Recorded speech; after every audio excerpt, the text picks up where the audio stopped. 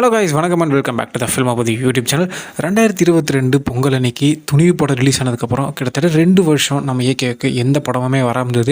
அந்த டைத்திலெல்லாம் பார்த்தீங்கன்னா நம்ம ஏகே ஃபேன்ஸ் ரொம்பவே சோகமாகவும் அப்செட்டான ஒரு நிலைமையிலும் இருந்தாங்க. நம்ம ஏகேயோட காம்படிட்டரான ரஜினி, விஜய் எல்லாம் பார்த்தீங்கன்னா வருஷத்துக்கு 2 படங்களை ரிலீஸ் பண்ணுறாங்களே, ஆனால் நம்ம ஏகே கிட்ட இருந்து 2 வருஷமாக ஒரு படம் கூட வரலையே அப்படின்னு சொல்லிட்டு நிறைய ஏகே ஃபேன்ஸ் ரொம்பவே ஃபீலிங்கில் இருந்தாங்க. அதுக்கப்புறம் 2025 பிறந்தது. அந்த 2025 டபுள் டமாக்காவா 2 படங்களை நம்ம ஏகே ரிலீஸ் பண்ணாங்க.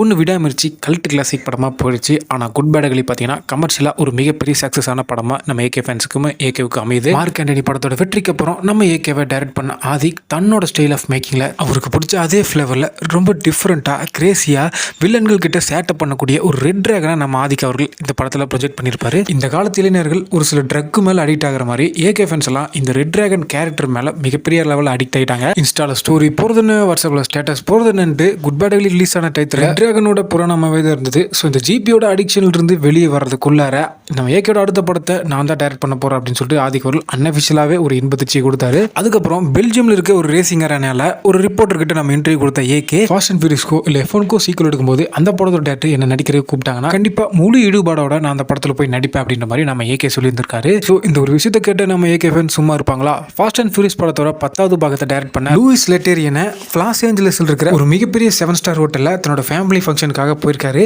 அங்கிருந்த நம்ம பசங்க 7 நடந்து போயிட்டு இருந்த ஒரு பிடிச்சி நம்ம ஏகே பற்றியும் ஃபாஸ்ட் அண்ட் ஃபியூரியஸ் சீக்வலை பற்றி நம்ம ஏகே சொன்னதை பற்றியும் நம்ம ஏகே ஃபேன்ஸ் அவர்கிட்ட சொல்லியிருக்காங்க.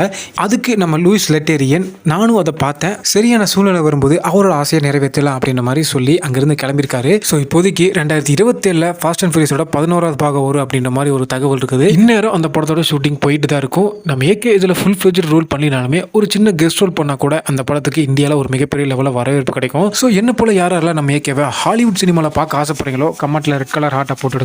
மீண்டும் ஒரு இன்ட்ரெஸ்டிங்கான வீடியோவில் நான் உங்களை சந்திக்கும் வரை stay tuned and stay safe.